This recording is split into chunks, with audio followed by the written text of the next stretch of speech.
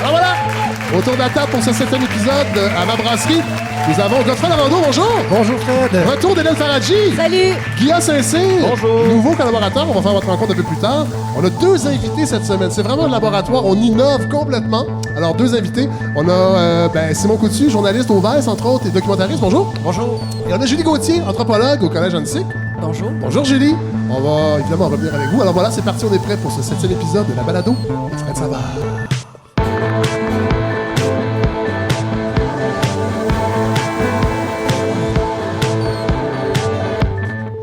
J'avais une voix suave pour ce 7e épisode. Vous avez passé une belle semaine, tout le monde? Oui. Oui, alors retour d'Hélène Faradji, ça faisait 2 semaines, Mais Hélène. oui. Mais où étiez-vous donc? Mais j'étais en Floride. Puis vous savez ce que j'ai vu en Qu'est-ce Floride? que vous allez faire en Floride? C'est tellement vulgaire d'aller prendre ses vacances en Floride. Oui, je sais que c'est vulgaire. Puis surtout, j'ai vu mes premiers t-shirts Donald Trump 2020. Ah! Ouais, c'était très le fun. C'était Ça avance très le vite. fun. Vous avez passé une belle semaine, Hélène? J'ai passé une très bonne semaine parce qu'on commence à être en mode Festival de Cannes. Ah! C'est un peu votre c'est un peu votre Coupe du Monde. Oui, bah c'est mes séries. C'est ça, c'est vos séries. Voilà, il n'y aura pas de série du Canadien, Non. donc il y aura le Festival de Cannes. La semaine prochaine, jeudi, on saura qui sera sélectionné. Oui. Moi, j'ai entendu des rumeurs, Xavier Dolan et Monia Chokri. On Ah en oui. reparlera. Mais Ok. ce qu'on sait déjà pour sûr, c'est que ça va s'ouvrir avec un film de zombies. Ah. Ça, je suis très C'est contente. le fun parce qu'il n'y en a pas beaucoup de films de zombies ces temps-ci. Non, mais celui-là, il est fait par Jim Jarmusch. Ah! Et ça devrait être bien rigolo avec Tom Waits, Iggy Pop, Selena Gomez, Tilda Swinton, Bill Murray, Adam Driver, etc. Ah, ben ça On va être à devrait. surveiller, effectivement. Oui. Vous savez, j'ai pensé à vous, Hélène, cette semaine, parce que, en fait, hier soir, j'étais allé voir... en fait, j'étais allé à la Station Vue. Je ne sais pas si les gens connaissent... ben oui. Est-ce qu'il y a des gens d'Hochelaga ici? Non. Non, il n'y a pas de gens d'Hochelaga. Alors, c'est à Mercier, en fait, c'est la ville Mercier qui est dans Hochelaga. C'est dans l'extrême est de l'île de Montréal. Station Vue, qui est un cinéma de quartier. Vraiment extraordinaire. C'est 100% indépendant. C'est dans une ancienne école. Ils ont installé dans une des salles, une salle de cinéma de une 50aine de places. Et l'école sert encore pour former des métiers de la scène. Donc, des gens qui font de l'éclairage, qui font du son, entre autres. Alors, il y a comme une espèce de mission sociale également. Et c'est un cinéma qui propose des films assez récents, Oui. du cinéma québécois, entre autres. Ah, il faut un cinéma de travail répertoire. formidable. Il y a un ciné-club, donc un peu comme dans les années 60, il y avait plein de ciné-clubs partout au Québec. Et hier soir, il présentait Parlez-nous d'amour, le film culte de Jean-Claude Lard. Et Jean-Claude Lard était là pour question-réponse à la fin de la projection. Film culte, évidemment. Je ne sais pas si vous avez eu la chance de voir ce film-là, fait en 76. Un film vraiment... c'est un ovni dans le... Je pense dans le... Ah ouais, complètement. Ouais. Puis même s'il a été fait en 76, on a l'impression que ça a été fait avant-hier. Tout à fait. Donc, c'est Jacques Boulanger qui, à l'époque, est un animateur de variété assez bas de gamme, qui joue son propre rôle, scénario de Michel Tremblay. En fait, et là, ça, je l'ai appris hier avec Jean-Claude Lard, c'est que Tremblay n'a pas tant fait un scénario que rassembler toutes les anecdotes de Jacques Boulanger, que Jacques Boulanger a confié à Jean-Claude Lard sur ce qu'il a vu dans le milieu de la télévision de l'époque. Agression sexuelle, corruption, pot de vin avec les diffuseurs radio, télé, tout ça. C'est vraiment un film extrêmement trash. Moi, je pense que c'est la 7e fois que je le voyais. Et là, c'est la première fois que je le vois sur écran géant. Et sinon, j'ai passé la semaine à attendre les excuses du maire de Hampstead. Ouais, j'attends encore les excuses du maire de Hampstead, M. William Steinberg, qui, on se rappelle, a comparé la loi 21 sur la laïcité à un nettoyage ethnique. Et là, il refuse de s'excuser. Mais là, il avoue que, ça c'est bien quand même, il a fait un petit bout de chemin. Il avoue être allé un petit peu fort et il parle d'un nettoyage ethnique, mais pacifique. Alors, il y a quand même une petite nuance. Après la Révolution tranquille. Oui, voilà, le nettoyage ethnique pacifique. Propos déplorables, on doit le dire quand même, venant d'un héritier de la famille. Je savais pas ça, je pense. Mais oui, c'est le fils du fondateur des épiceries Steinberg, qui a quand même été très populaire au Québec.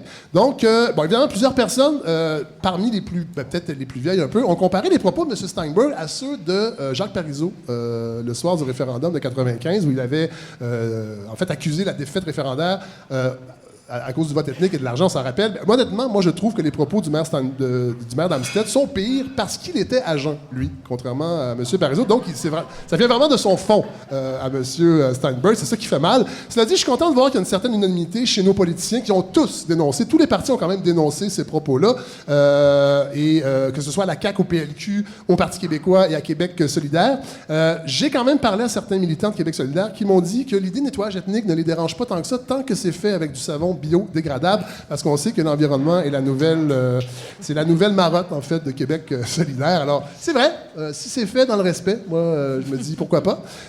Est-ce qu'il y en a ici autour de la table qui vont participer à la prochaine marche qui va être organisée par... en fait, c'est pour les libertés religieuses. Personne n'est contre, non? Personne... Ben, je suis un social justice warrior, fait que je vais être sur Facebook. Ah!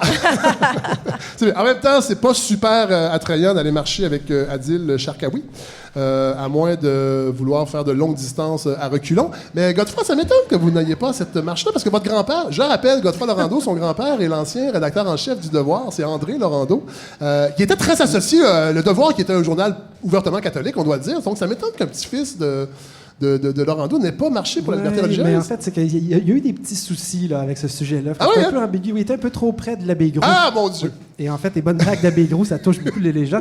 Mais oui, en fait, c'est qu'après sa carrière, on a revisité. Et puis, il a été accusé d'antisémitisme. Ah, ça, c'est très mauvais, ça. Et je touche pas à ça avec une pôle de 12 pieds. Ah, bravo. Vous avez passé une belle semaine, Godefroy? Ben, tout à fait. Ouais. Tout à fait. Étant donné que j'étais pas en train de m'inquiéter pour la laïcité cette semaine, je me suis inquiété pour le recyclage. Ah oui? Pendant que l'humanité était tournée vers un trou noir. Oui, c'est Moi, vrai. j'étais tourné vers mon sac à déchets recyclable. Votre trou vert. Mon trou vert, Ouais. effectivement. Et ce que je voulais voir, c'était qu'est-ce qui reste dans mon recyclage? Parce j'en sors encore plusieurs sacs par semaine. Je me dis, Oui, qu'est-ce que ça donne de parce faire que moi, ça? pendant longtemps, je me disais, j'ai 2 bacs de recyclage par semaine. Bravo. Je fais ma part, mais c'est pas ça qu'il Mais faut on n'est faire. plus là. On n'est Non. plus là, Fred. Et j'ai analysé pour de vrai notre sac de recyclage. Et ce qu'on a remarqué qu'il y avait dedans, les gens me disent, mon Dieu, t'as donc bien du temps. Oui. Ben, on l'a fait pareil. Et on s'est rendu compte que c'est beaucoup, en fait, des emballages. Des Oui. emballages. Oui. Et on a carrément... Tranquillement, on n'est pas des intégristes, mais on essaie vraiment de... Donc, quand il y a un truc en spécial, emballé, on Oui. le prend pas.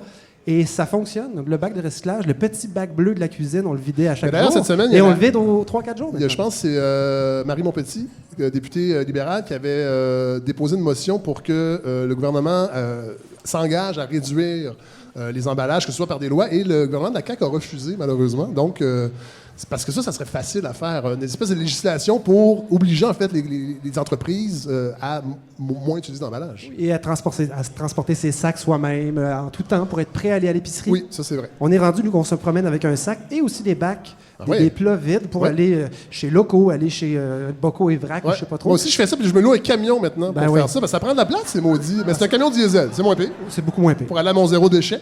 Parce que les pots, ça finit par prendre de la place, ça, toutes les épices. Et, Sans blague, une certaine fierté quand même de constater Oui. qu'on arrive à faire ça sans devenir fou. Oui. C'est tout. bravo. Mettez ça dans votre pipe. Ah oui, je vais la mettre. On parlait de laïcité tantôt et on a un nouveau chroniqueur autour de la table, Guillaume Saint-Cyr. Vous avez Ouais. pas honte d'avoir un nom de famille si peu inclusif? Ben, Saint-Cyr? Oui, effectivement. Si je regarde la loi, il y a quand même une clause grand-père Ah. sur mon nom. Fait que je D'ailleurs, peux on garder- salue votre grand-père. Oui, vous aussi. Georges. Oui, Georges. Alors, nouveau chroniqueur, et qu'est-ce que vous allez nous offrir aujourd'hui? Guy? En fait, je vais vous parler d'expression populaire. Donc, une espèce de chronique sur la langue française. Sur la langue française, Ouais. mais plus spécifiquement sur les expressions. Là. Ah, Fait c'est qu'on une va très bonne découvrir idée. ça tantôt.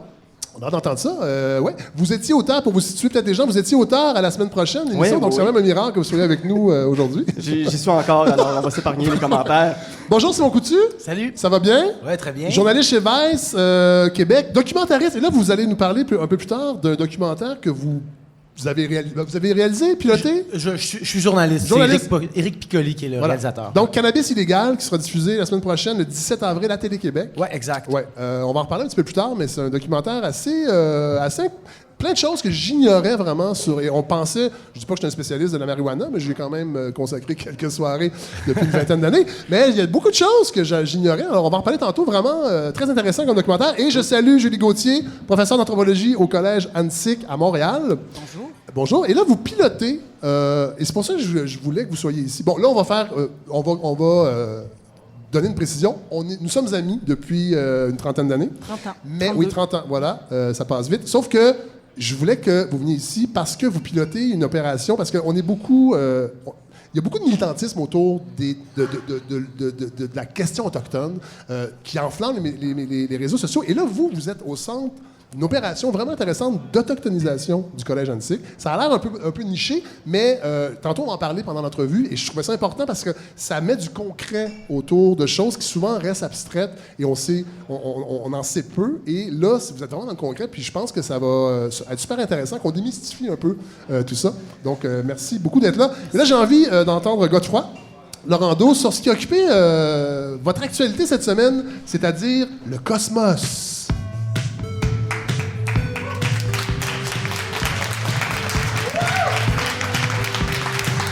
Ah, les gens sont très, très, très contents d'entendre parler de cosmos avec vous, Godefroy. Il y a des fans d'astrophysique dans la salle, c'est assez clair. Je ne vous parlerai pas ni de David Saint-Jacques. Oui. Alors, es-tu fier? Hey, on est-tu fiers? Notre 4e astronaute qui va dans l'espace. Moi, je suis tellement fier d'être Canadien, là. Quand je les vois dans l'espace. Oui, moi aussi. Là là. Ça me fait penser au vide intersidéral. Oui! Je veux pas vous parler non plus du trou noir. Par contre, c'était dans les médias partout. Et ce que Mais ça... pourquoi ça, vous pouvez? Parce que Fred, quand une nouvelle nous saute dans la face et qu'on n'a pas le choix de la manger, qu'on se lève le matin et pouf, on nous sert un bol de trou noir. La semaine passée, on nous annonçait une nouvelle. Tu as 6 conférences de presse mondiales en même temps. Donc, c'est comme s'il y avait un nouveau relationniste de presse là, qui... Là, vous êtes comme en réaction? Un petit peu, mais en fait, je suis emballé. Là. Je trouve ça extraordinaire. Et puis, c'est un sujet qui me fascine. Oui. Donc, c'est ce qui me permet de vous parler de l'espace encore une fois, mais d'une façon beaucoup plus brillante. Moins commune. Comme une étoile. Moins commune. Et notre quasar. Si vous acceptez, Fred, on va faire une petite chose ensemble. Vous allez arrêter de me prendre, parce que je le vois dans vos yeux. Je vois beaucoup de choses dans vos yeux. Vous me prenez pour un cerveau sur 2 pattes qui n'aurait pas d'émotion. C'est ça que vous vous dites. Et à cause de ça, les gens dans la foule se disent « un intellectuel, il n'y a pas d'émotion. » Et en fait, je suis une boule d'émotion. Oui, une boule d'émotion. Ça vous fait rire parce que vous êtes êtes malade. Et je veux rentrer l'émotion parce que ce qui compte dans la science, c'est l'émotion derrière. Ah oui. Et on va commencer, Fred. Je vous tends la main symboliquement. Oui. Acceptez-vous de me suivre vers la science parce que là, aujourd'hui, on va faire un petit bout de chemin ensemble. Oui. Et ça elle va être un peu costaude, celle-là. J'espère que vous êtes en forme. Je suis content de passer au début. C'est vraiment bien. Quoique...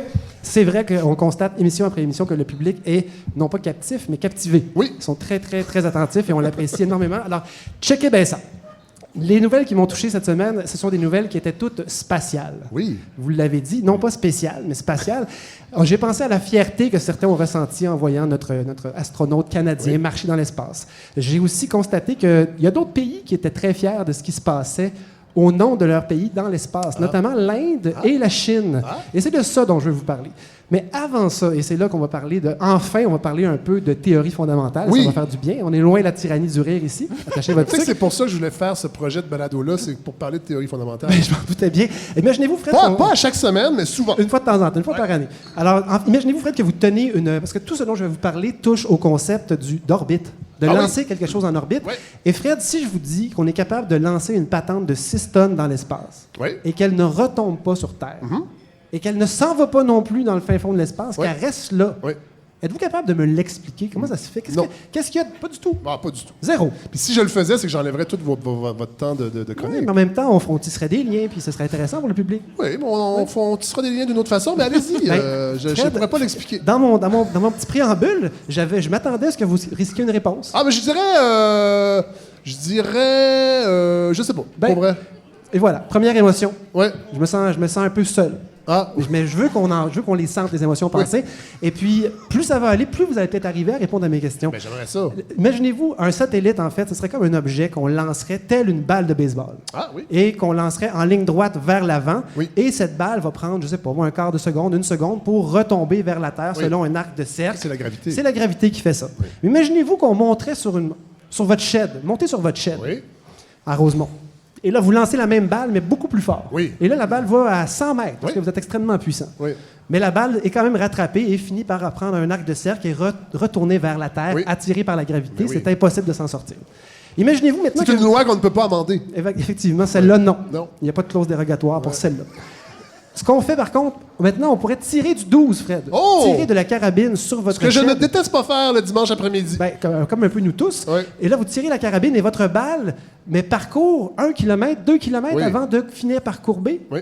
Imaginez-vous un fusil hypothétique qui pourrait tirer une balle tellement vite que cette balle-là parcourrait tellement de chemin à l'horizontale que quand elle commencerait à redescendre vers la Terre, elle irait tellement vite qu'elle rejoindrait la courbe de la Terre. Donc, sous ses pieds, à cette balle-là qui avance vers l'avant, la Terre se courberait et la balle ne pourrait jamais retomber sur Terre parce qu'elle irait exactement à la bonne vitesse pour ne jamais retomber. Eh bien, une orbite, c'est ça, Fred. Okay. Une orbite. Oui. Une orbite, c'est un objet qui est lancé dans l'espace exactement à la bonne vitesse pour ne pas ni être réattiré vers la Terre, ni s'en aller dans l'espace et être éventuellement attrapé par un astre plus gros comme le Soleil. Oui. Donc, la Station spatiale internationale tient dans les airs parce qu'elle a été mise là et propulsée exactement à la bonne vitesse pour tomber perpétuellement autour de la Terre sans jamais dévier de son axe. Et pourtant, On s'imagine que en fait, on est si haut dans l'espace qu'il n'y a pas d'oxygène du tout, donc il n'y a aucun frottement. Eh bien, j'ai appris pour vous qu'il y a un frottement. Ah! Et oui, et c'est dommage parce qu'elle n'a pas du tout été faite aérodynamique. Il y a des panneaux solaires, puis ça pogne dans Alors, le il y a vent. quand même un frottement. Ça pogne dans le vent, cette affaire-là. Oui. Et ça ralentit tranquillement. Et à cause de ça, elle se rapproche de la Terre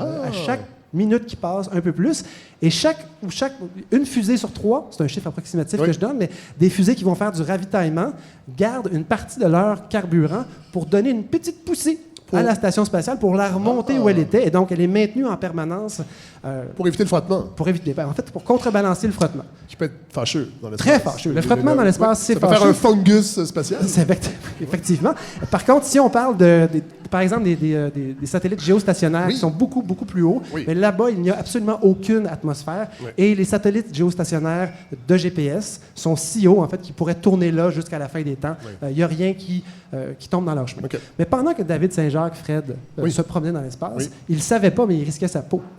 Pas juste je pense qu'il savait un petit peu. Il s'en doutait, mais il ne savait peut-être pas Ils ont que des bonnes assurances pour ça. l'Inde s'est amusée à prouver sa force spatiale en abattant un de ses propres satellites à 100 km plus bas en altitude, donc assez loin de la station spatiale. Ils ont fait des tests comme ça pour montrer qu'il y avait des gros guns et qu'ils pouvaient faire blaster dans l'espace un satellite quand eux décidaient. Et on a passé proche de vivre le film Gravité. Donc ça veut dire que théoriquement... J'ai même pas fini le film, alors j'aurais pas voulu le vivre pour vrai. Théoriquement, à cause de ça, ce que je veux dire, c'est que les miettes de satellites auraient pu frapper David Saint-Jacques. Alors imaginez-vous David Saint-Jacques là, qui change son fusil, parce que c'est ça qu'il faisait, je crois. Il changeait un fusil, il changeait un 15 ampères sur la carlingue de la station spatiale. Et en fait, il aurait pu recevoir un ratchet indien en pleine face à 27 000 km/h, ce qui aurait été grave. L'Inde a dit, inquiétez-vous pas, on a fait... Ça, c'est à 27 000 km/h, ça c'est dit. Et les Indiens ont dit, calmez-vous les nerfs, on a fait nos études, et je pense surtout que l'Agence spatiale internationale n'est pas tout à fait contente de voir que, l'Inde aussi est maintenant une puissance spatiale, comme les autres pays qui sont capables de blaster un satellite, la Chine, la Russie, les États-Unis, et c'est tout. Et l'Inde, donc, a frappé comme ça l'esprit de sa population. Il y a une espèce d'orgueil national à faire ça. Oui, et est-ce que vous savez quoi? Il y avait des élections en Inde hier, et il y aurait un lien entre les deux. Donc, quand on se tourne vers l'espace et qu'on est fier de nous, c'est peut-être parce qu'il se passe quelque chose autour de nous et que quelqu'un ne veut pas qu'on s'en rende compte. Et donc, on a flatté l'ego indien, puis on les a fait voter une semaine après. On s'est dit, « Hey, regarde en haut! » Et pendant ce temps-là, on votait. Tout ça pour vous raconter finalement une affaire complètement bizarre. C'est qu'il y a un autre pays qui est très, très, très fier d'eux. C'est la Chine qui ont réussi à envoyer une toute petite sonde sur la face cachée de la Lune il y a quelques mois. Donc, c'est pas une nouvelle très, très récente. Mais l'affaire, c'est qu'il y a une petite sonde chinoise qui se promène sur la face cachée de la Lune et ce sont les premiers à réussir, non pas à atterrir sur la Lune, mais à rester en communication avec une patente électronique qui est de l'autre bord de la Lune, c'est-à-dire totalement à l'abri de toutes les télécommunications. Mais comment ont-ils fait, frère? J'en ai aucune idée. Vous le Ils savez ont demandé pas. à Robert Lepage. Et ce n'est pas ça, parce qu'en fait, il était sur une liste rouge. Ça a l'air d'une liste noire depuis qu'il a fait certaines erreurs. On ne voulait pas qu'il fasse des blagues spatiales et se mettre à dos des extraterrestres. En fait, ce qui est arrivé, c'est qu'ils ont mis un satellite en orbite. Et en orbite à un endroit impossible. Alors, imaginez-vous, on a dit, parce qu'il y a un satellite en orbite qui s'appelle le satellite Quakiao, non pas Quaker, mais Quakiao, ce satellite-là est un relais permanent qui est capable de voir la sonde sur la face cachée de la Lune et la Terre en même temps. Pensez-y 30 secondes. Non, vous ne le ferez pas. Mais non, mais c'est complexe. Mais imaginez-vous un satellite qui tourne autour de la Lune et on vous annonce qu'il, lui, est capable de voir toujours la Terre et la face cachée de la Lune en même temps. Veux-tu bien me dire où est-ce qu'il tourne? Eh bien, il tourne dans un sweet spot gravitationnel. Ben, mon Dieu. Et là, c'est comme, de quoi il parle? Écoutez bien ça. Il y a une zone tendre gravitationnelle. Une zone de libération gravitationnelle. C'est littéralement ça. C'est un mathématicien du nom de Lagrange. C'est lui qui a inspiré ZZ Top. Je ne sais pas. Mais il a calculé, Fred, qu'entre n'importe quel duo de planètes ou un satellite et une planète, les ondes, pas les ondes gravitationnelles, mais le champ gravitationnel se croisent. Et éventuellement, il y a des endroits où la gravité n'est plus. Tout simplement. Et on pourrait mettre un ciboire de gros vaisseau spatial qui flotte dans le vide. Et vous pensez que c'est une blague, hein? Mais il y a une société qui s'appelle la L5 Society. L5 pour Lagrange 5. Et je vous le donne en mille, c'est un point un puits gravitationnel qui existe pour vrai. Et pendant les années 60-70, il y a des gens près de la NASA qui faisaient des plans pour aller construire des vaisseaux rotatifs comme dans les films. Wow. Et on devait s'installer là-bas et installer des campements spatiaux de 5, 10, 10 000 personnes. Ah oui. Parce que c'est littéralement, imaginez-vous un cul de poule dans laquelle on mettrait une bille. Si on met la bille au fond du cul de poule, la bille ne bouge pas. Si on la met un peu sur le côté, elle redescend jusqu'en bas, c'est une espèce de vallée pour la petite bille. C'est la même chose, mais en 3 dimensions gravitationnelles. On pouvait déposer cet immense vaisseau, et même si quelqu'un de pas fin allait le pousser, il revient en plein milieu, et donc il se promène dans l'espace en suivant la Terre et la Lune dans son balai féerique. Et malheureusement, on s'est rendu compte que c'était un peu loufoque parce qu'on pensait faire des 60aines d'allers-retours de la Terre, la Lune. Mais c'est une époque où on avait ces grandes idées-là. Il y a même des traités internationaux, entre autres un qui devait toucher la Lune et l'exploitation d'éventuelles ressources minières sur la Lune qui ont été mises en échec à cause de la L5 Society. Ah, oui. L5, je vous le rappelle, juste pour que vous gardiez ça en tête ce soir, c'est le point Lagrange numéro 5. Et le point Lagrange, pas un barrage d'Hydro-Québec. Non, ce serait un bon nom de barrage, le barrage Lagrange. Mais ce serait inertie, ce serait pas bon. Oui. Par contre, il y a le point Lagrange 2, qui lui est situé à 60 000 km derrière la Lune. Et bien, c'est là que le petit satellite chinois tourne dans une forme, au lieu de tourner autour de la Lune, il tourne dans une espèce de forme de bang, Fred. Et l'histoire, c'est que ce satellite-là ne pourra pas tourner indéfiniment parce que le point Lagrange 2, et là, je vous sentais venir, là, vous sentiez que ça n'avait pas de sens, vous aviez trouvé la faille astrophysique, c'est que le point Lagrange 2 est instable. Et donc, le satellite doit dépenser un peu de gaz à gauche, à droite pour s'assurer de rester là. Alors, il est un petit peu à la remorque de la variation du prix de l'essence. Effectivement, mais l'essence qu'il a gardée en lui... mais c'est le prix d'il y a 2 ans. C'est le prix d'il y a 2 ans, et donc, contrairement à nos garagistes ici, il n'ajuste pas son prix en fonction... des vacances. Non, il tient seulement compte de ce qu'il y a dans son réservoir. Bref, quand vous vous coucherez ce soir, pensez à ça. Il y a une fierté à avoir par rapport à l'espace et il y a des endroits dans l'espace où la gravité s'annule, Fred. Est-ce qu'il y a un but scientifique? Le but scientifique, Fred, c'est maintenir un satellite sur la face. Exploiter une telle théorie. C'est la première fois. Il n'y a jamais eu un satellite qui était installé dans un point de Lagrange numéro 2. Les points Lagrange numéro 4 et 5 sont encore plus loin, mais ça met la table pour une éventuelle conquête de l'espace. Et Elon Musk est assez rêveur. Il ne nous explique pas toujours comment il va aller sur Mars, mais il va falloir qu'il construise quelque chose à mi-chemin, parce qu'il ne pourra pas toujours partir de la Terre, se battre contre la gravité. Donc, il faudrait lui rappeler peut-être cette théorie là, de Lagrange, des points de Lagrange. Et à quoi ça sert? Ça sert à avoir... Vous voulez vraiment une réponse, Fred? J'aimerais ça. Ça sert à avoir quelqu'un sur la face cachée de la Lune qui est tourné vers le firmament. Ça permet d'être totalement à l'abri de toutes les ondes électromagnétiques qui viennent de la Terre. Et donc, c'est pas pratique parce qu'on a de la difficulté à communiquer avec la Terre, mais une fois qu'on est là, on voit le ciel avec une absence totale de pollution électromagnétique. Ça nous donne une petite pause des médias sociaux aussi, j'imagine, quand on est de ce côté-là. Si tu es de ce côté-là, oui, mais par contre, avec le point Lagrange 2 qui est là, peut-être qu'il y a moyen. En fait, couchez-vous ce soir, Fred, et ayez une petite pensée pour mon petit satellite sur la Lune.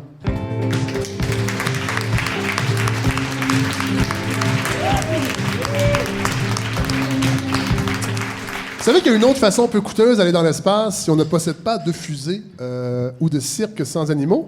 Et c'est de se rouler un 3 papiers en écoutant Astronomie dominée de Pink Floyd. Et là, ça me permet justement de me tourner vers vous, Simon Coutu, pour parler de votre documentaire Cannabis illégal qui va être diffusé donc la semaine prochaine, mercredi, à Télé-Québec. À 20h. Donc, vous... vous animez la balado Rap carcéral, entre autres. Oui, exact. Vous êtes journaliste au Vice. Oui. Est-ce qu'il y a un lien entre... Parce que vous êtes très identifié en tant que journaliste, entre autres, au milieu du hip-hop québécois. Oui. Oui, quand même. Est-ce que le déclic, en fait, pour faire un documentaire sur le cannabis illégal, il vient d'où, ce déclic-là? J'ai couvert ces 2 univers-là parallèlement depuis que je suis chez Vice, puis un peu avant aussi. Donc, c'est le rap et le milieu de la drogue, la réduction des méfaits sont des thèmes qui reviennent souvent. Oui, font partie de mes intérêts, effectivement. Ouais. Parce que, moi, c'est drôle, quand la légalisation de la marijuana est arrivée, on s'est dit, ça y est, en tout cas, beaucoup de gens se sont dit, ça y est, tout l'aspect illégal va s'amoindrir et s'éteindre un petit peu. Et dans votre documentaire, c'est pas ça du tout qu'on voit, en fait. Et on avait l'impression que ça allait être les groupes criminalisés qui allaient garder, genre les Hells Angels ou la mafia. Et c'est pas ça non plus du tout. La vente illégale existe encore. Clairement. Clairement. Oui, vraiment. Là. Oui. Et ce sont des petites PME, en fait. On peut dire ça? Pour certains, c'est clair que le crime organisé, là, les gangs de rue, les Hells Angels, les motards, sont là. Ouais. Mais ils n'ont pas le monopole. Ils sont pas tout seuls, c'est ça, ils sont pas tout seuls. Et ça, c'est nouveau quand même. Je dirais que ça fait plusieurs années que c'est le cas, parce que justement, avec la... Bon, il y a eu la légalisation du médical avant, il y a eu toutes sortes de permis qui ont été donnés. Oui, mais ça, vous en parlez dans le documentaire aussi. Il y a des gens qui en ont abusé un petit peu aussi. Là, oui, il y a des gens qui en abusent, certainement. Là, parce que c'est pas compliqué là, d'avoir un permis pour faire pousser du cannabis à la maison. Oui. Donc, le cannabis, ça se pousse relativement facilement. Oui. C'est pas comme la cocaïne, là, où il faut faire affaire avec... Il y a un procédé chimique aussi qui peut être lourd un petit peu aussi. Là. Oui, et il faut l'importer. Donc, il faut faire affaire avec des cartels, etc. Oui. Donc, c'est le lot, souvent, du crime organisé. Le cannabis, aujourd'hui, j'ai envie de dire, tout le monde peut en faire pousser. C'est pas si compliqué. Et donc, aujourd'hui, mais après, la légalisation, ça fait que 6 mois. Là. Donc, il faut un peu donner la chance aux coureurs aussi, là, dans le sens que c'était une industrie de 6 milliards au Canada avant la légalisation. Ça ne va pas disparaître du jour au lendemain. Bon, évidemment, dans le documentaire, il y a on traite de plusieurs secteurs, en fait, du cannabis illégal, mais au début, c'est quand même assez incroyable parce que vous suivez, et là, on a peur un peu pour vous, parce que vous suivez vraiment est-ce qu'on peut dire un réseau? En tout cas, c'est quelqu'un qui vole carrément des plans d'un autre vendeur, et lui, c'est ça, il gagne sa vie comme ça. Oui, c'est exactement ça. C'est fou. On commence par faire un tour d'avion avec lui. Parce que c'est très organisé. Il y a un avion, et là, il s'en va dans les champs, dans la Montérégie. J'ai reconnu, en fait, le Mont-Saint-Hilaire, donc c'est à peu près dans ce région-là. Oui, c'est dans ce coin-là. On dira pas exactement où. Bon. Moi, je pense qu'on est allé jusqu'à Saint-Hyacinthe, puis on est revenu. Ah, mon Dieu, ma ville natale. Alors, j'avais jamais entendu parler qu'il y avait du pot dans ma ville natale. Mais donc, il survole les champs de maïs, et là, il repère, en fait, les bandes où on voit les plants de pot. C'est fou, on les voit clairement. Et là, la nuit, ils vont les arracher, mais au risque de leur vie, parce qu'évidemment, puis eux n'ont aucune vergogne. Et c'est drôle parce que, en fait, est-ce que vous avez eu peur? En tout cas, dans le documentaire, la façon que c'est tourné, c'est un thriller un peu. Fred, ce gars-là parle à des rappers, il a peur de rien. Mais non, mais quand même, on est dans une autre couche. En fait, c'est un fait qu'un des premiers interviewés, lui, il se fait voler, puis on le voit se faire voler, et on entend ce qu'il dit sur les gens qui essaient de... Et c'est inquiétant, là. Ah oui, c'est clair, mais ça joue rough, là, dans le sens que ces gens-là, quand tu te fais voler ton pote dans ton champ, là, tu peux pas appeler la police, là. Non, c'est ça. Donc, c'est sûr que ces gens-là jouent rough. Puis, le fait aussi qu'il y a beaucoup, beaucoup, beaucoup plus d'offres de cannabis au courant des dernières années. Que la demande? Oui, mais en fait, il y en a plus qu'avant. Oui. Donc, ce que ça fait, et notamment à cause des permis de cannabis qui sont délivrés par le gouvernement, dont on parlait un peu plus tôt, ça fait que le prix a baissé. Et donc, c'est de moins en moins rentable de faire pousser du cannabis. Donc, ce genre de vol-là ont lieu, selon certaines personnes à qui je parle dans le milieu, ont lieu de façon plus fréquente. Parce qu'il y a même une dimension politique en tout cas, dans ce chapitre-là de votre documentaire, parce que c'est un afro-descendant, en fait, qui va voler. Et lui, il dit, moi, il dit vraiment comme ça, les négros, on n'a rien, les blancs ont tout, moi, je m'en fous, ma fille va au privé, puis il faut que je vive. Est-ce que la légalisation est-ce que c'est répandu, cette pensée-là? Est-ce que ça a enlevé un gagne-pain à une catégorie de gens qui sont un peu laissés pour compte dans les... Est-ce que vous le sentez ou... Mais c'est clair qu'il y a une frustration. Tu sais, si tu as fait pousser du cannabis depuis des années, tu sais, une des choses qu'ont en commun quasi tous les trafiquants que j'ai rencontrés, parce que, tu sais, pour ceux qui sont... pour un trafiquant qui se retrouve dans le documentaire, j'en ai peut-être rencontré 10, parce que ces gens-là n'ont absolument rien à gagner devant la caméra. Là. Donc, mais ce que ces gens-là ont souvent en commun, c'est qu'ils ont commencé au secondaire à vendre des grammes, puis éventuellement, tu montes dans l'échelle, etc., et t'en fais un mode de vie, là, ça devient... ça peut être payant, mais c'est surtout de l'argent facile, tu sais. Donc, c'est des gens qui... mais du jour au lendemain... Le gouvernement vient leur enlever ça. Ben c'est ça. En fait, où ces gens-là ont cette perception-là. Et c'est comme un peu difficile de dire, moi, j'en vends depuis le secondaire, d'écrire ça sur ton CV. Donc, c'est sûr que ces gens-là qui font partie de cette... Ils sont pas des activistes, là. C'est des dealers. C'est sûr que ces gens-là se sentent un peu lésés. Mais là, ce à quoi on assiste, c'est que, disons qu'ils n'ont pas encore, en tout cas, perdu leur marché. Ouais. Ouais. Autre chapitre, si on peut appeler ça comme ça, dans le documentaire qui est très intéressant, c'est le côté sur la santé, en fait, avec entre autres Chantal Arroyo, qui a fondé la Croix-Verte. Et Overbase. Et Overbase, Collectivo aussi, pour les gens qui suivent la musique underground québécoise des années fin 90, début 2000. Ouais. Et elle c'est plus, c'est pas une activiste, mais c'est quelqu'un qui est en mission. Ah, c'est une activiste. C'est une activiste. Oui, et c'est vraiment intéressant parce qu'elle a fait des miracles. Entre autres, il y a une histoire vraiment avec un petit garçon de 4 ans. Ouais. Et elle fabrique des médicaments à partir de la marijuana et légalement, elle est comme dans un flou, dans une zone... Ben, elle n'est pas vraiment dans un flou, tu sais. Puis elle me le dit dans le documentaire. Moi, selon mes avocats, il n'y a pas de zone grise. Tu es blanc ou noir, tu sais. Et elle... Donc, c'est illégal, mais elle le fait quand même. Avec pignon sur rue. Elle a pignon sur rue. Elle est littéralement voisine de la SQ, là, sur Partenay. Ouais. Donc, et à Montréal, depuis des années, tout le monde est depuis 4 ans, en fait, tout le monde est au courant qu'elle est là. Elle le fait, elle est tolérée à Montréal parce que... bon, c'est sûr que c'est controversé, là, dans le sens que c'est donner une médication, parfois même à des enfants. Oui. C'est alternatif. C'est complètement alternatif. Oui. Donc, c'est clair que, tu sais, on peut pas dire c'est difficile de l'endosser complètement, mais lorsqu'on regarde ce qu'elle fait quand même, si on le compare à d'autres acteurs du marché noirs, elle demande littéralement une prescription, en fait un diagnostic qui ferait en sorte que le cannabis t'aide. Donc, c'est pour les gens qui sont en chimiothérapie, entre autres, pour des gens qui ont des problèmes digestifs ou qui douleurs chroniques. Généralement, ce qu'elle demande, c'est quelque chose de chronique, en fait. Donc, tu sais, moi, ça fait des années là, que je fais des entrevues avec Chantal. Comme je dis, l'entreprise est illégale. Mais... elle se considère dans le marché gris, mais son approvisionnement, lui, clairement, il n'y a aucun doute là-dessus. Elle n'a pas le droit. Bon. Mais elle fait du bien en même temps. Alors, j'imagine pour les autorités. Ben, c'est ça, tu sais, à Montréal. Ils mettent leurs énergies ailleurs. C'est ça, comme Boris Saint-Maurice, qui lui était dans Grimmskunk, ce qui est un peu ironique, qui lui a pignon sur rue sur Saint-Laurent avec le Centre Compassion. Lui aussi est toléré depuis des années pour la même raison. Par contre, Chantal a ouvert une clinique à Québec. Et ça n'a pas été long qu'elle a été fermée. Ah, ça m'étonne, à Québec, bah, c'est ça qui est arrivé. Ils n'ont pas été tolérants. Non. Ils font des plaintes au théâtre quand une cigarette est allumée. Alors, j'imagine quand il y a une clinique de marijuana sur la Grande Allée. Un autre chapitre, ou en tout cas un domaine qui est couvert par votre... et que j'ignorais totalement, c'est tous les produits dérivés récréatifs. Oui, il y en a beaucoup. Oui, il y en a beaucoup. Il y a de l'huile, il y a des choses qui sont fortes là-dedans. Et je me disais... Et là, ces gens-là attendent que le gouvernement... ouvre aussi ce marché-là, légalise ce marché-là.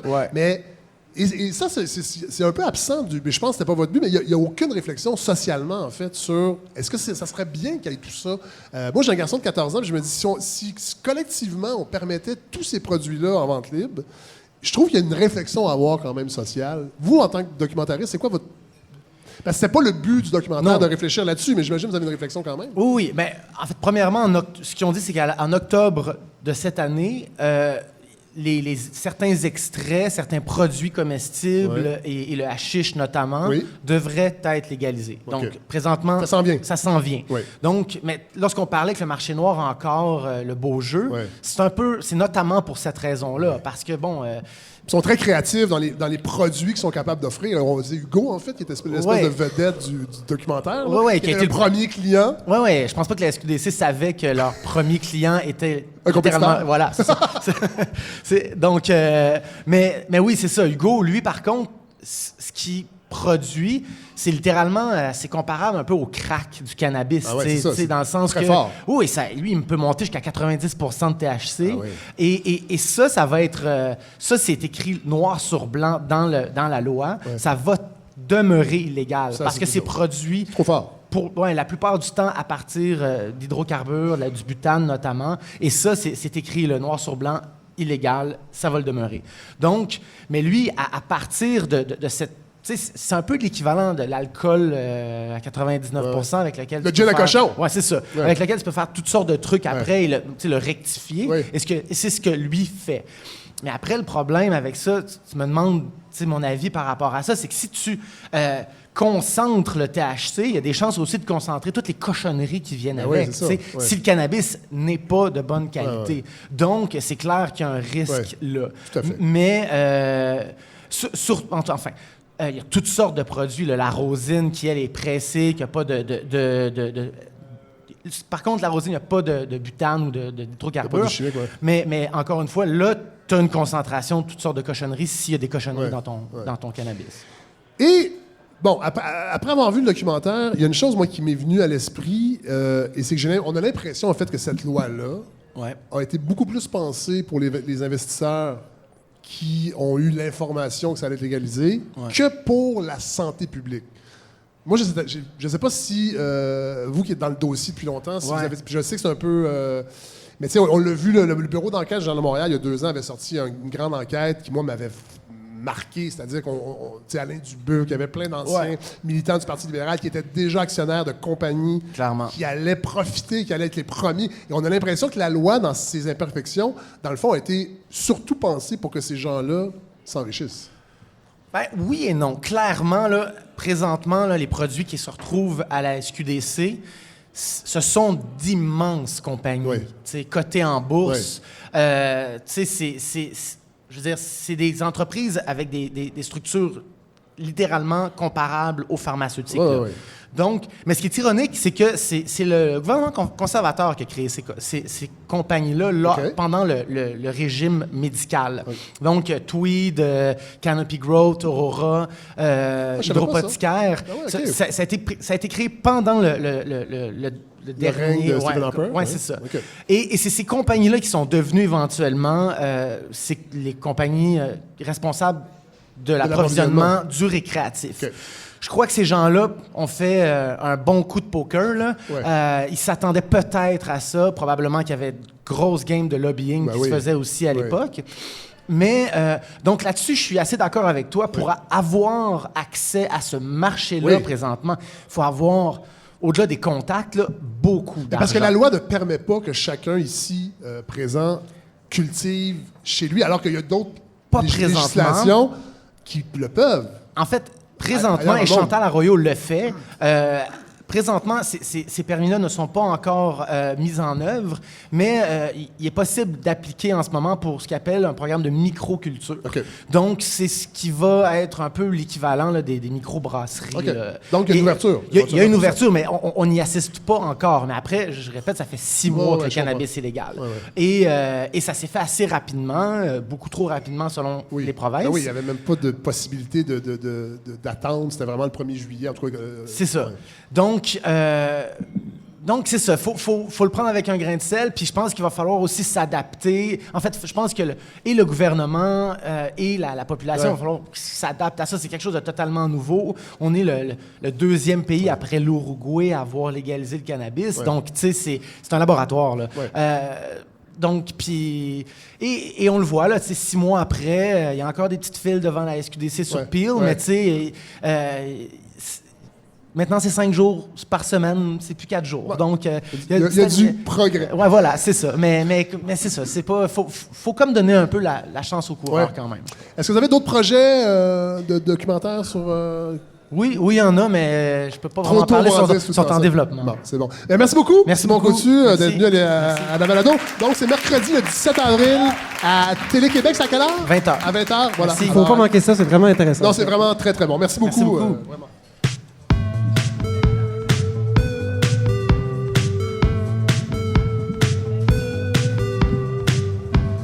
Alors, Hélène Faradji, il y a un grand chantier présentement, là, avec plein de femmes, il paraît. Exactement, je suis revenue juste pour ça, en fait. Oui, j'imagine. Non, c'est pas vrai. Ça se passe au Théâtre Espace Go et c'est présenté en collaboration avec le Mouvement des femmes pour l'équité en théâtre. Ça a commencé lundi, ça va finir samedi. Donc samedi, on va savoir un petit peu les conclusions de tout ça. Mais ça a lieu parce que ce Mouvement des femmes pour l'équité en théâtre, en fait, ça a été fondé en 2016 parce qu'on s'est rendu compte que le prix Michel Tremblay, vous voyez ce que c'est? Oui. C'est le prix qui permet de récompenser les meilleurs textes dramatiques au Québec. Depuis sa création en 2009, il a été remis à 8 hommes et à 1 femme. Oh là là. Mais c'est pas tout. La femme l'a eu ex aequo. Ah, ça C'est arrive le fun, souvent, ça. Ben oui, mais c'est un peu mais frustrant mais, quand même. Oui, c'est très frustrant. Mais étonnamment, en fait, on aurait l'impression que le milieu du théâtre serait un milieu tout à fait ouvert à la diversité, à la parité. On penserait ça, mais pas tant que ça finalement. En fait, avec les chiffres... Est-ce que c'est à cause de Serge Deloncourt? J'irai pas jusque-là. Je vous laisse l'entière responsabilité de vos propos, mais avec les chiffres que le mouvement pour l'équité en théâtre a montré, c'est rendu... disons qu'on le voit comme le nez au milieu de la figure, que la place des femmes dans le milieu du théâtre et par extension culturelle québécois, ben, c'est un peu comme la table des enfants dans les soupers d'adultes. C'est le truc qu'on met en arrière, on en met quelques-uns pour montrer qu'il y en a quand même, mais c'est pas tout à fait paritaire. Donc l'idée de ce chantier, c'est de réfléchir à ces questions-là avec des tables rondes, des causeries, des ateliers, parce qu'un des autres chiffres frappants qui a été révélé par le FET, c'est qu'entre 2012 et 2017, les pièces francophones qui ont été présentées et produites par des théâtres, eh ben 19% des textes et 19% des mises en scène étaient confiés à des femmes. C'est pas beaucoup quand même. C'est vraiment pas beaucoup. Et ça part de là, en fait. Ça part de là. Donc, il y a clairement lieu de s'inquiéter et de réfléchir à ces questions-là. Mais ça reste une question extrêmement vaste. Quand on veut s'interroger sur la place des femmes dans la culture, on réglera pas ça en 2-3 discussions. Non. Donc je me suis dit qu'on allait faire un mini-chantier ici entre nous, avec 3 grandes questions qu'on va essayer de démêler. D'abord, est-ce qu'il y a assez de femmes sur scène ou à l'écran ? Ici, on pose bien sûr la question des rôles féminins. Oui, parce qu'il peut y avoir beaucoup de présence des femmes, mais ça dépend de la nature des rôles. Voilà, exactement. Donc, est-ce qu'on veut qu'il y en ait plus? Pas forcément. Mais on veut qu'il soit fort. On veut qu'il soit important. Parce que c'est symbolique. Oui. C'est très symbolique, en fait. Ce qui est en jeu, c'est l'idée d'un modèle qu'on donne à voir. À travers un rôle féminin, un personnage de femme, c'est ce qu'il imprime dans l'imaginaire collectif qui devient important avec une idée de la féminité. De ce qu'elle incarne, de ce qu'elle représente, de ce qu'elle est. Moi, personnellement, j'ai grandi avec l'image de Princesse Léa et de Hélène Ripley. Oui. Ça donne ce que ça donne, mais ça fonctionne. Oui, on a des modèles en tête comme ça qui nous aident. Et un personnage féminin, ça reste en tête autant qu'un Séraphin ou qu'un Cyrano. Oui. Sauf que Séraphin, c'est pas nécessairement un modèle masculin extraordinaire. Non, c'est une représentation de la masculinité. Je dis pas modèle, je dis représentation. C'est pas tout à fait la même chose. Il faut que ce soit varié. Oui. C'est important. C'est vrai. Bon. Si vous avez Macbeth sans Lady Macbeth, il n'y a plus de pièces. Exactement. Et je me suis demandé, des personnages féminins de fiction marquants dans la culture québécoise, il n'y en a pas tant que ça. Est-ce que vous, comme ça, spontanément, est-ce que... Émilie Bordelot. Oui. Ouais. C'est tout. Voilà, ça va pas Sauf très que non, loin. mais pendant longtemps, par exemple, on disait la même chose des rôles masculins. On disait que souvent, les rôles des rôles masculins, c'est souvent des pères, au Québec, entre autres, des perdants. Oui, c'est vrai. Des hommes qui prenaient pas leur responsabilité familiale, des hommes qui étaient absents. Mais au moins, il y en avait. Oui. C'est déjà un avantage. Oui. Là, effectivement, on se questionne sur comment est-ce qu'on pourrait faire pour qu'il y ait plus de rôles féminins marquants au théâtre, dans la culture québécoise en général. Ça va être un peu plate comme réponse, mais c'est la responsabilité des dramaturges, des scénaristes eux-mêmes. C'est évidemment dans leur esprit à eux que naissent les personnages. Et c'est sur eux que pèse la responsabilité de ne pas perpétuer des stéréotypes, des clichés. Dans tout ce chantier-là, est-ce qu'on ne parle uniquement que de création? Parce que forcément, le théâtre de répertoire, c'est difficile de changer. Pas du tout. On parle de beaucoup de choses. C'est difficile de changer les perceptions de pièces qui ont été écrites il y a 50, 60, 70 ans. Si on les rejoue... On parle de la présence des femmes derrière, devant. On parle de la présence des femmes dans les médias. On parle de toutes sortes de sujets qui vont participer à une réflexion collective sur tout ça. Donc, c'est un travail des dramaturges et des scénaristes qui vont avoir à faire. C'est vrai que c'est du travail. Quand on écrit un personnage, il faut avoir en tête cette idée-là de ne pas perpétuer les stéréotypes, mais...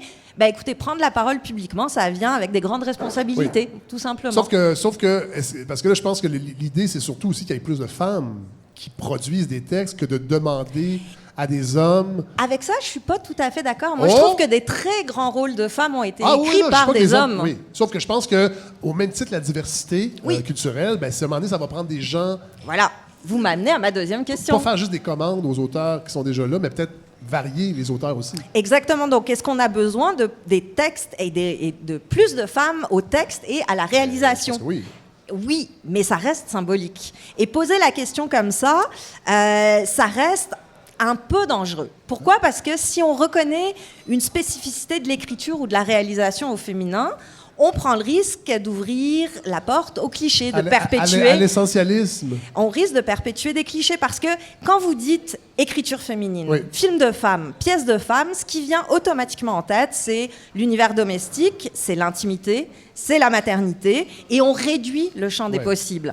Donc souvent, on perpétue ce cliché-là en disant oui, il faut une écriture de femme. C'est pas tout à fait... c'est une question qu'il va falloir régler, sur laquelle il va falloir se pencher. C'est quand même deux écoles, parce qu'on pourrait dire que, pour avoir lu, moi, le livre de Pascal Navarro, évidemment, elle ne parlait pas d'instaurer des quotas nécessairement dans le milieu culturel, mais on le voit dans les conseils d'administration des grandes compagnies, quand on instaure la parité, la diversité que ça amène, ça change tout.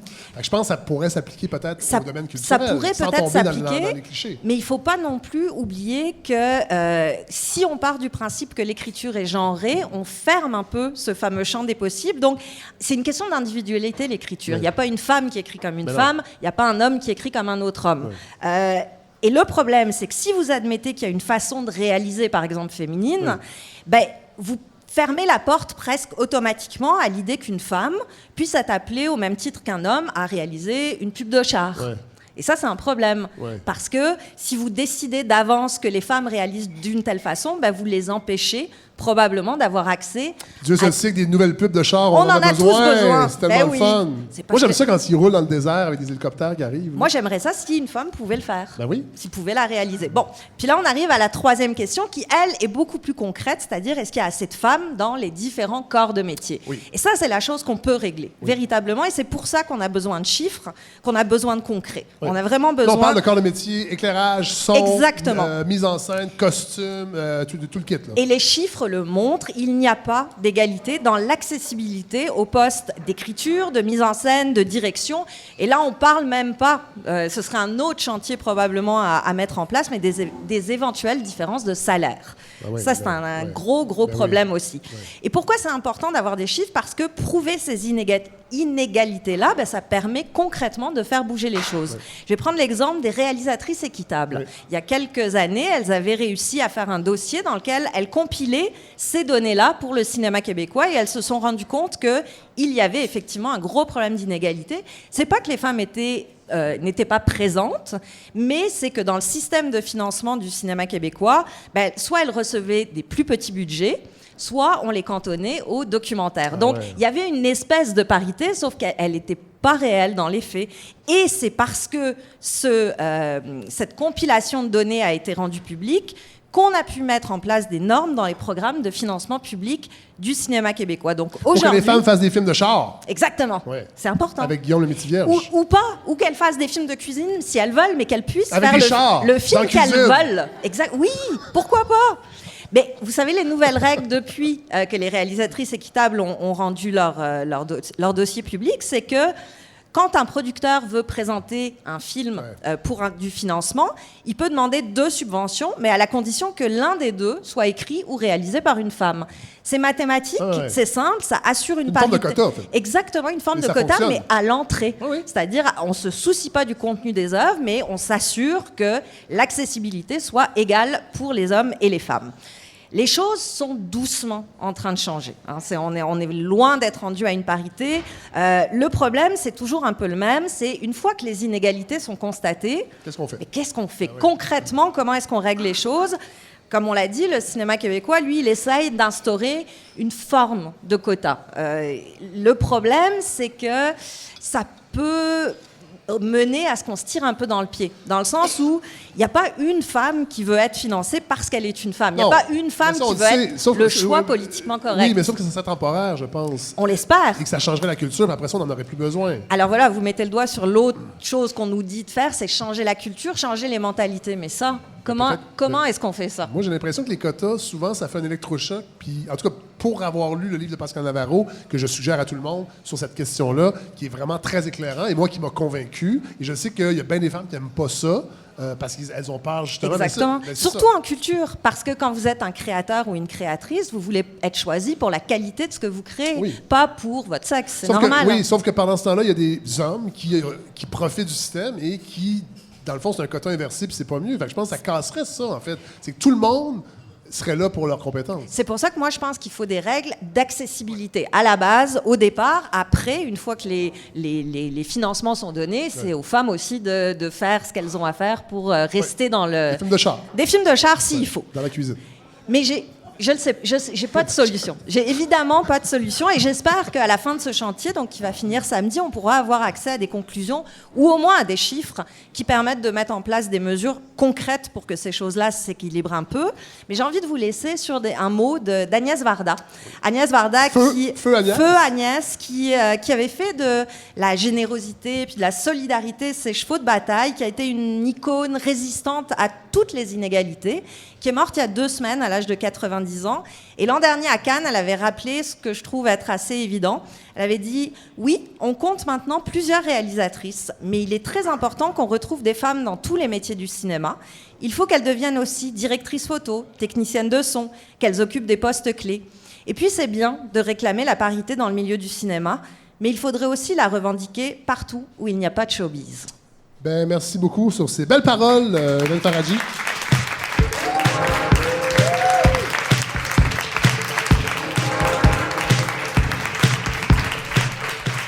Vous savez, une des plaintes qu'on reçoit souvent dans la balado de Fred Savard, c'est qu'on ne parle pas assez souvent d'anthropologie. C'est vrai. Dans cette balado, les gens nous écrivent beaucoup. Ils veulent plus d'anthropologie. Là, ça tombe bien parce que ce matin, boum!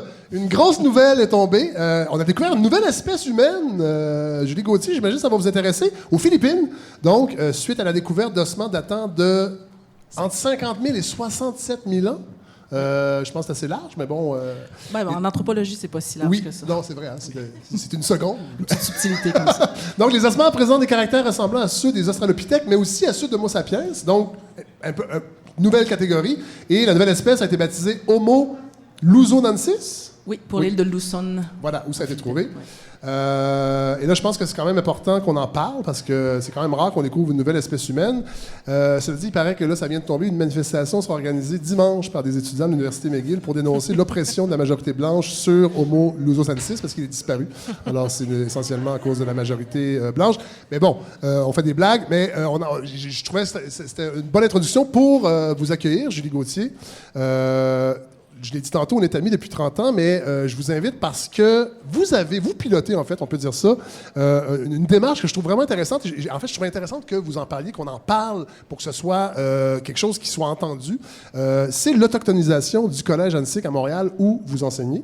C'est ça. C'est bien ça? En fait, j'aimerais apporter une petite précision. Bon, je me vois pas comme... Bon! Ben, en tout cas, ça commence mal. Je dirais pas que je pilote. Okay.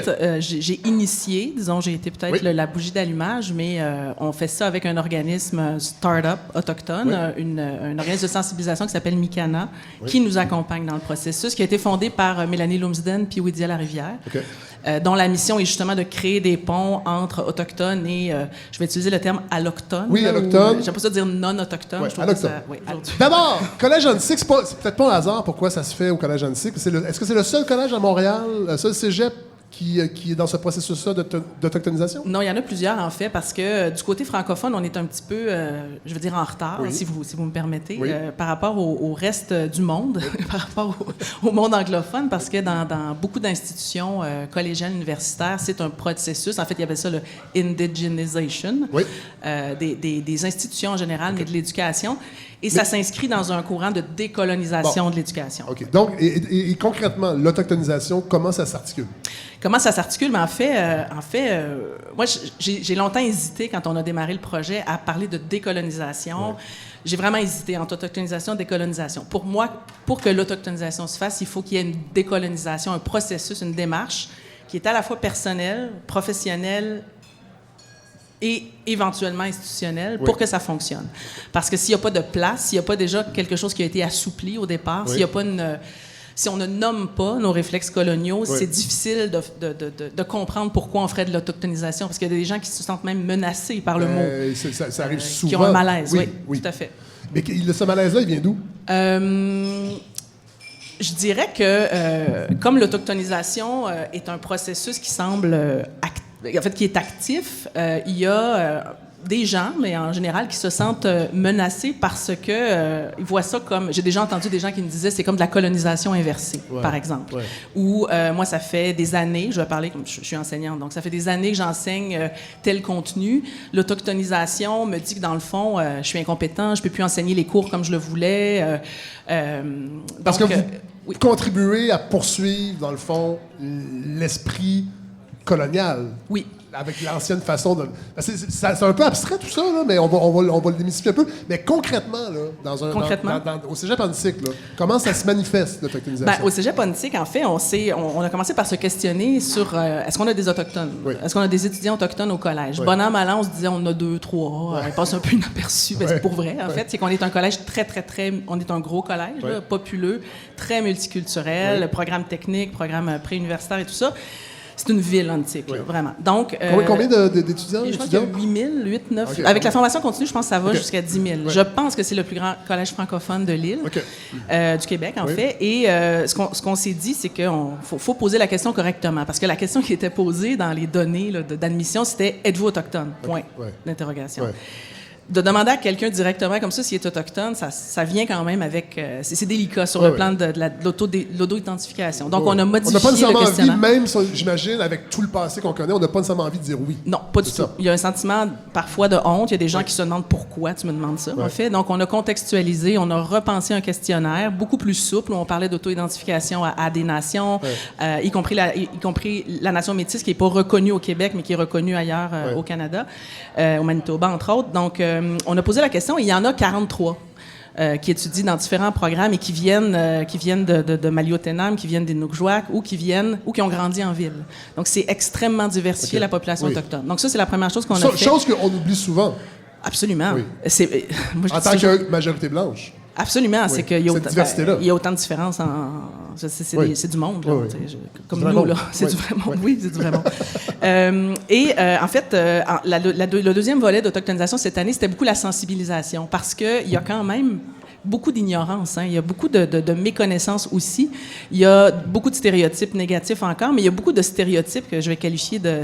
la formule n'est pas de moi, mais de romantico-positifs, là, qui sont, à mon avis, aussi nuisibles. Là. Des gens, des Blancs, disons, on va dire ça comme ça, qui veulent trop en faire. Absolument.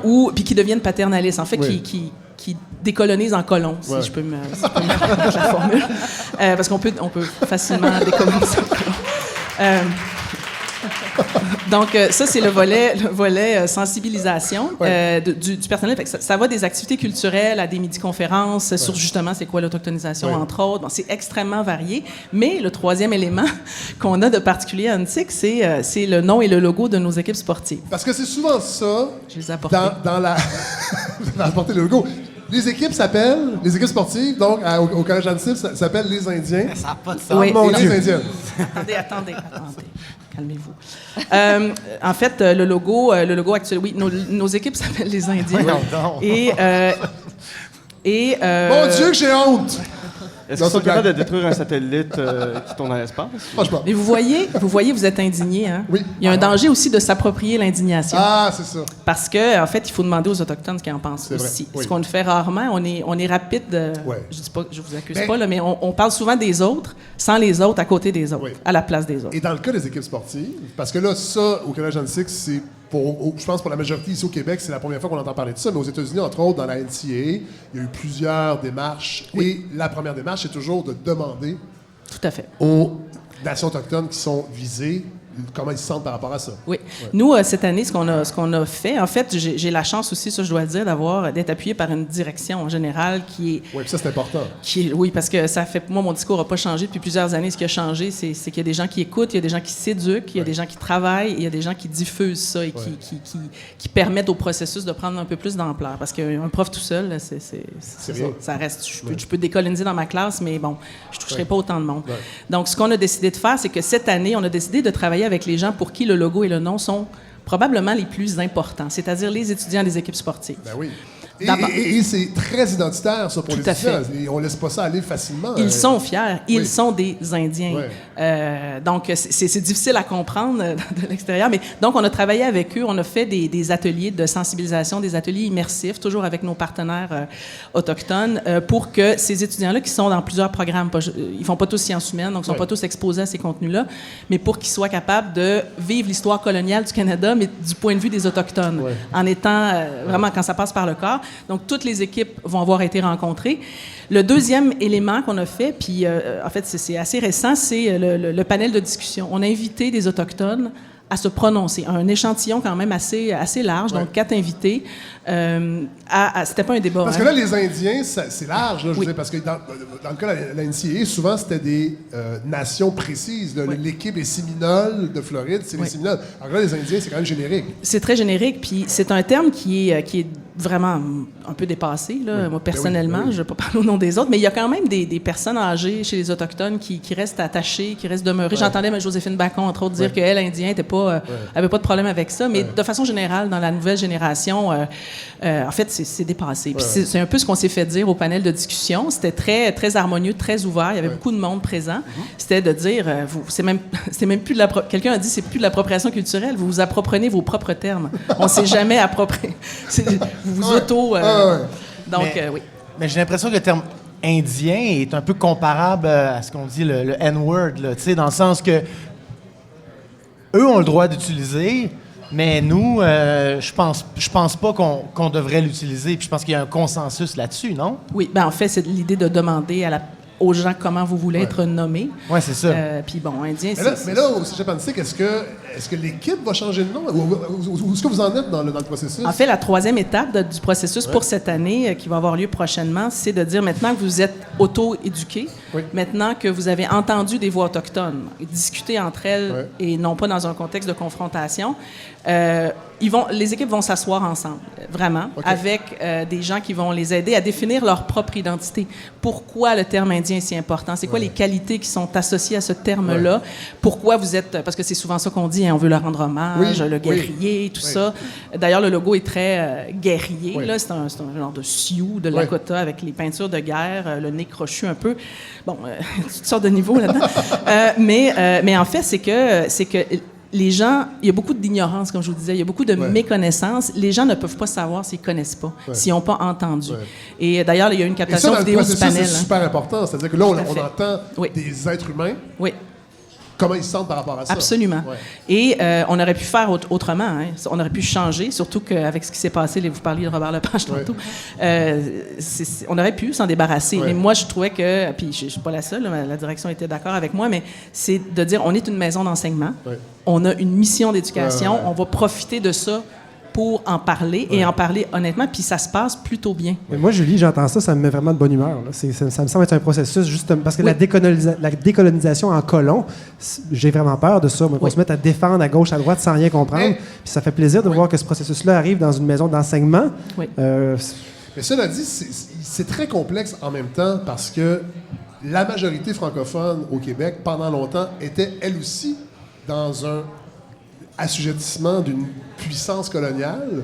Puis il y a ça aussi qui dans la sensibilité des Blancs, je pense, par rapport à ça, il y a parfois ça aussi qui parasite en fait un peu l'analyse. Moi, vous posiez la question tantôt, pourquoi on est un peu en retard là, au Québec. Moi, je pense que c'est à cause de ça. En fait, c'est que les Québécois francophones dont je suis se voient pas comme des oppresseurs. N'aiment pas être vus comme des oppresseurs. Ce qui veut pas dire qu'on n'a pas des comportements, non. Mais on a tous des grands-parents, des arrière-grands-parents qui nous racontent. Moi, j'ai 47 ans, je dis, mon grand-père qui travaillait en anglais à Saint-Hyacinthe dans une shop, il était contremaître, mais tout se passait en anglais. C'est pas le cas le plus extrême, mais je dis, ça date pas de 300 ans non plus. Là. Oui, mais le premier, à mon avis, la première étape de la décolonisation, là, quand je parlais que ça passe par l'individu d'abord, c'est de reconnaître ça. C'est de faire preuve c'est un concept aussi, surtout du côté anglophone, dans le domaine de la santé, mais de l'humilité culturelle. De reconnaître que ça se peut. Moi, je me sens pas coupable de ce qui s'est passé, du tout, mais je me sens concernée aujourd'hui, par exemple, parce qu'on est encore dans des systèmes inégalitaires extrêmement subtils, certains pas subtils du tout, mais d'autres très subtils. Mais c'est pas fini la colonisation. C'est ça qui... C'est très difficile pour certaines personnes parce que ça fait naître une espèce de culpabilité coloniale, de honte identitaire. Mais des fois aussi, il y a certains militants qui jouent là-dessus aussi parce qu'il y a une grande polarisation et il y a beaucoup d'émotions qui est en jeu et qui souvent est un peu l'ennemi de la réflexion et de l'action. Oui, c'est pour ça que je parlais tantôt. Je pense que tout est important là-dedans. Une autochtonisation plus lente, parce que nous, on s'est donné le temps. Hein, on n'a pas d'échéancier, parce que c'est un processus. Ça a pris 400 ans. Il va falloir qu'on... Juste de mettre les freins, c'est déjà... Puis de repartir la machine dans l'autre sens, c'est déjà beaucoup. Ça prend du temps. Mais, qu'est-ce que je voulais dire? Non, mais c'est ça. Donc, les gens confondent souvent humilité culturelle avec faiblesse culturelle. Ça n'a rien à voir. Donc, c'est d'être capable de reconnaître, d'être capable d'être dans l'action. Puis moi, je le dis sans honte. Moi, je suis une descendante de colons, là. Puis c'est pas moi personnellement, mais je suis dans un système où j'ai du pouvoir. Je suis du côté des privilégiés. J'ai accès à une classe, j'ai accès à une institution, les gens m'écoutent, je suis chanceuse de ça. Il faut que j'en fasse quelque chose. Puis moi, je suis pas dans le bashing. Je veux dire, ça fait 10 ans que je vais dans une communauté qui est la communauté d'Obidjouan en Haute-Mauricie, dans le Nitaskinan, Atikamek, qui est une communauté qui est difficile d'accès, géographiquement parlant. J'y vais avec des étudiants qui, eux, m'ont beaucoup inspiré pour la démarche de décolonisation parce que les jeunes sont souples. Les jeunes de cégep, là, ils sont extraordinaires. Pour vrai, en sciences humaines, même si on a tendance à faire du jeune bashing. Mais non, ils sont extraordinaires. Donc, moi, je les vois sur le terrain. On part à chaque année. Ça a commencé par une invitation, ça, je tiens à le dire aussi. Il y a une façon... Moi, je suis allée pour accompagner une amie il y a plusieurs années. Ça a été un peu le déclencheur de toute votre démarche. Oui, puis il y a une part personnelle. J'aimerais ça en parler aussi parce que c'est important, puis de rendre hommage, puis de remercier ces gens-là. C'est que les gens vont souvent dire, oui, mais c'est difficile d'avoir accès aux Autochtones, ils sont bêtes, ils ont l'air de nous détester. Moi, je les comprends, personnellement. On porte quand même le visage qu'on porte, mais en fait, les Autochtones invitent beaucoup. Mais on répond pas tant que ça à l'invitation. Ils nous connaissent beaucoup mieux, je généralise, là, évidemment, mais que nous les connaissons. Donc, moi, je suis allée pour accompagner une amie qui voulait pas faire la route toute seule. Je suis restée une semaine là, elle donnait sa formation en justice sociale. Et il y a des femmes qui m'ont dit, l'année prochaine, reviens avec tes étudiants. En fait, c'était même pas une question. C'était tu reviens, mais au besoin, il n'y a pas d'hôtel, il n'y a pas. En tout cas, ça a été un peu. Ça a fonctionné. Donc, l'idée d'arriver dans une communauté, il y a une façon d'entrer dans une communauté aussi, de se faire, de s'annoncer. Et la colonisation et tout ce que ça implique, souvent, c'est qu'on l'intériorise, c'est qu'on s'attend à entrer en contact avec eux comme on entrera en contact entre nous. Oui. Puis c'est pas comme ça que ça fonctionne. Mais du tout, parce qu'on n'est pas dans une position égalitaire du tout. C'est la reconnaissance aussi qu'on vit dans un système d'inégalité intranationale. Je veux dire, il y a une loi sur les Indiens encore en vigueur aujourd'hui. On essaie de la modifier. Tout ça, ça n'a aucun sens. La majorité de biens des villages, en fait, n'ont même pas d'eau potable. C'est un tiers-monde canadien. Absolument. Puis c'est sûr que quand on voit des communautés autour de Montréal, on peut avoir l'impression d'une... Si vous traversez le pont Mercier, puis vous entrez pas dans Kahnawake, vous faites juste vous promener sur la 100, je me souviens plus, là, sur la route, vous allez avoir une impression, mais... comment je pourrais dire? On a tout un travail de premier pas à faire. C'est pas à eux à venir vers nous. C'est pas à eux à venir nous rejoindre dans nos structures. Vraiment pas. Donc, c'est à nous poser des questions. Donc, quand vous parliez d'inégalité tantôt dans le cinéma, moi, je fais un parallèle avec ça, c'est qu'il faut se remettre en question dans un premier temps, puis de rester dans l'inconfort puis dans le malaise, parce que c'est inconfortable. C'est inconfortable de voir l'image que l'autre nous renvoie, de se sentir colon, de se sentir coupable, alors que tu es là parce que tu es intéressé par les gens, mais ça, c'est pas eux qui me font sentir comme ça, c'est moi qui me sens comme ça. Puis il faut travailler là-dedans. On appelle ça la pédagogie de l'inconfort en anthropologie. On a beaucoup de concepts comme ça, de pelletage de nuages, mais qui sont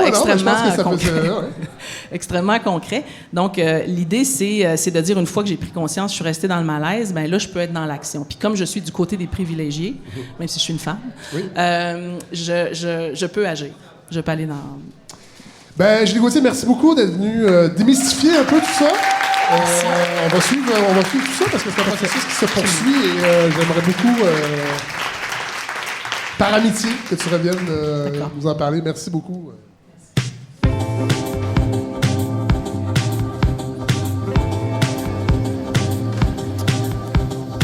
Et on termine cet épisode avec notre nouveau chroniqueur, rien de moins, Guillaume Saint-Cyr. Alors, faites-nous rire après tout ça, là. Seigneur, la tyrannie du rire, je suis tellement tanné de ce show-là. Là. Non, on n'est pas là-dedans, vous le savez. Hein. Ben oui, c'est une blague. Mais c'est important de parler un peu de la langue française et de ces expressions qui nous habite et qui nous colore. Ouais. C'est ça. Alors, je vais parler d'expression populaire. Mais avant de commencer, M. Savard, j'aimerais rectifier quelque chose qui me tarabiscote. Ah? Je suis un millénial assez snowflake sur les bords, endoctriné aux philosophies woke. C'est pourquoi moi, les microagressions... Oui. C'est pourquoi moi, les microagressions, ça me pue au nez. Oui.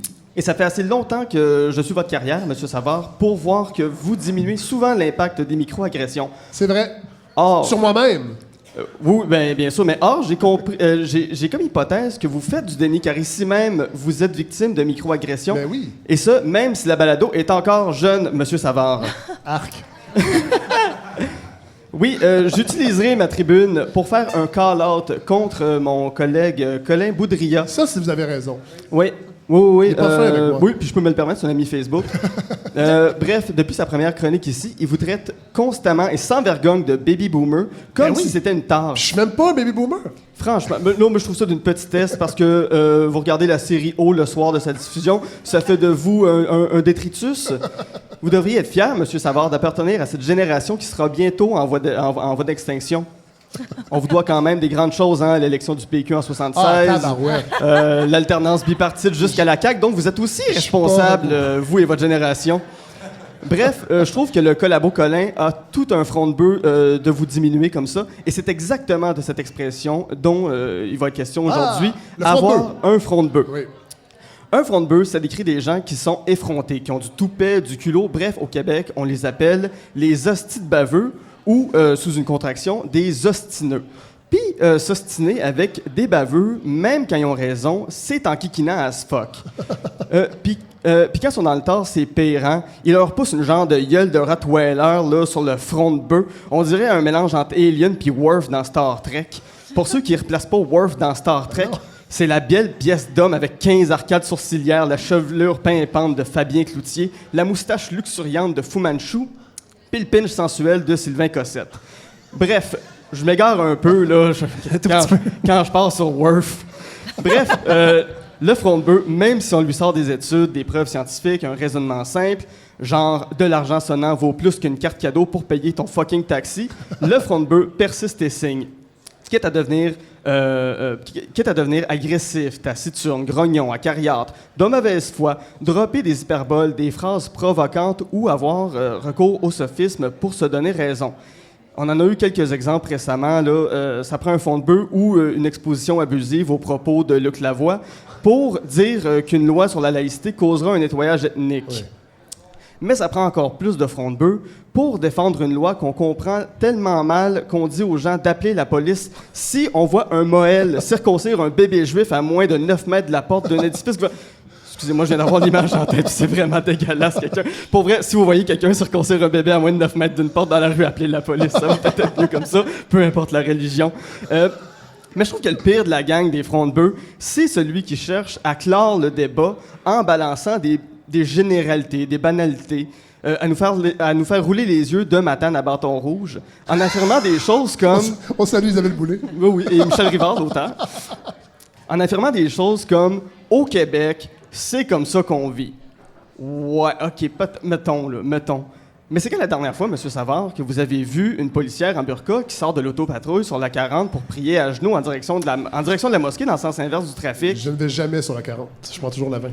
Ben, c'est quand la dernière fois que vous avez vu ça sur la... Bon, ben voilà. Parce que je me demande, qu'est-ce que ça donne de dire qu'une policière qui a jamais fait ça, puis qui aura jamais fait ça, puisse plus faire ça?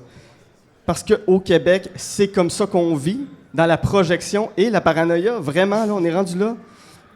Avoir un front de bœuf, si on le traduit, ça donne « bull's forehead ». On peut faire plus court et simplement dire « bully ». Parce que les bullies, généralement, ont eux aussi un front de bœuf. Puis depuis un bout, me semble que le pâturage a augmenté son membership. Il n'y a plus moyen dans certains médias de critiquer le dit média sans se faire accoler le sobriquet de bully ou recevoir une mise en demeure au passage.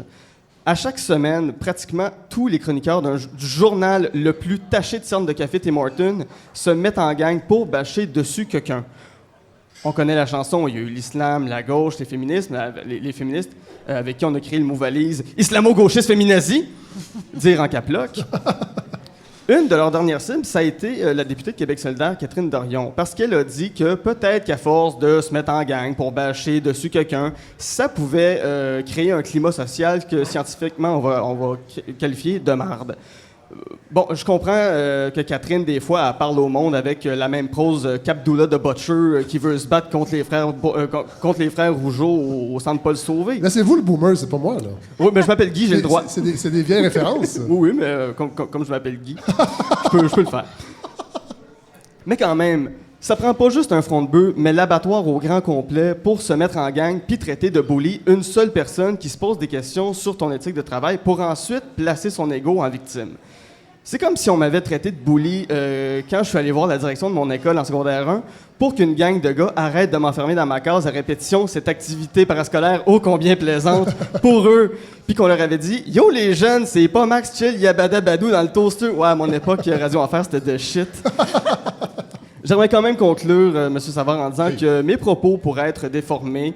J'ai quand même mis abattoir et chroniqueur cerné par le Café Cheap dans la même chronique. Si jamais il y en a qui trouvent que le chapeau leur fond, envoyez-moi pas de mise en demeure. Dites-vous que moi aussi, tout comme eux, comme vous aussi, M. Savard, j'ai un front de bœuf et qu'au Québec, désormais, c'est comme ça qu'on vit. Et mettons tous un peu d'eau dans notre vin. D'ailleurs, et ça devrait vous plaire, M. Savard, vous qui vous êtes choisi, je vous annonce que le sujet de ma prochaine chronique portera justement sur l'action de mettre de l'eau dans son vin. Ah, ben merci beaucoup, Guillaume Saint-Cyr. La glace est brisée. Merci à Steve Boivin à la réalisation. Merci à Nancy Vanache qui était à l'accueil.